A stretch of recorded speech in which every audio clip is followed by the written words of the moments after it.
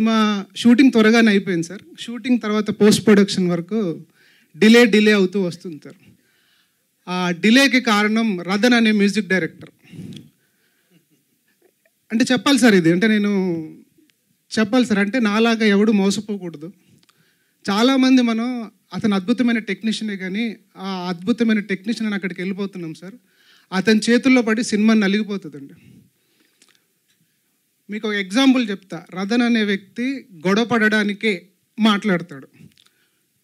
Comedy ఏంటంటే ఏదో situation గురించి చెన్నై సిట్టింగ్స్కి రావాలి, అపాయింట్మెంట్ అడుగుతుంటే రేపు అని పోస్ట్పోన్ అవుతూ ఉంది.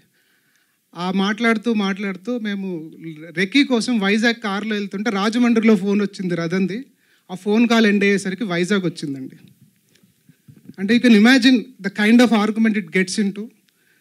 చాలా సినిమా అతను ఎంత గొప్ప మ్యూజిక్ డైరెక్టర్, బాగా చేస్తాడు, ఇవన్నీ కాదు, కానీ సినిమాని కంప్లీట్గా కార్నర్ తీసుకెళ్ళి మనల్ని వదిలేస్తాడు సార్. రదన్ అనే మ్యూజిక్ డైరెక్టర్ చెన్నైలో ఉన్నాడు. నిజంగా అక్కడ ఉండి బతికిపోయాడు అనుకుంటున్నాను నేనైతే.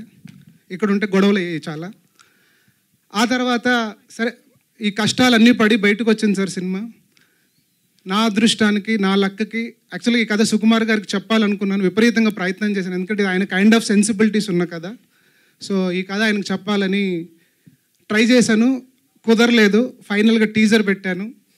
ఆయన టీజర్ చూసి విపరీతంగా ఎక్సైట్ అయ్యి నన్ను పిలిచి సినిమా చూస్తా అన్నారు. సినిమా చూశారు. చూసి ఓన్లీ ఫస్ట్ హాఫ్ చూడంగానే లేచి హగ్ చేసుకుని ముద్దు పెట్టి అదిరిపోయింది సినిమా, నీ నెక్స్ట్ సినిమా నా బ్యానర్లో ఫిక్స్ అని ఆయన మొన్న అనౌన్స్మెంట్ కూడా ఇచ్చారు.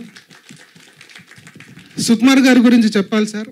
నేను నిజంగా ఆయనకు ఒక అనామకుడిని. నాకు ఆయనకు ఏ పరిచయం లేని నాకు ఒక కంటెంట్ నచ్చి, కంటెంట్ తాలూకు ఎక్సైట్మెంట్ నచ్చి నన్ను దగ్గరికి తీసుకొని నాకు ఏ రకంగా సపోర్ట్ చేయాలో అన్ని రకాలుగా పుష్ చేస్తూ ఉన్నారు సార్. ఎవరు కూడా సినిమా సరే ఎంత నచ్చినా కూడా ఆడియన్స్ జడ్జ్మెంట్ ఫైనల్ అనుకుంటారు, కానీ ఆయన దాంతో సంబంధం లేకుండా రిలీజ్ అయ్యాక సినిమా హిట్ అవ్వచ్చు, ఫ్లాప్ అవ్వచ్చు, ఏమీ సంబంధం లేకుండా ఆయన ముందే నాకు సినిమా అనౌన్స్ చేశారు సార్. అది చాలా ధైర్యంగా ఆయన ఒక స్టెప్ వేశారు అనుకుంటున్నాను. అది ఈరోజు నా సినిమాకి ఒక బజ్ క్రియేట్ చేయడానికి హెల్ప్ అయింది. Thank you Sukumar sir. You are probably the only best director or best human being as a director who is really supporting the young talent.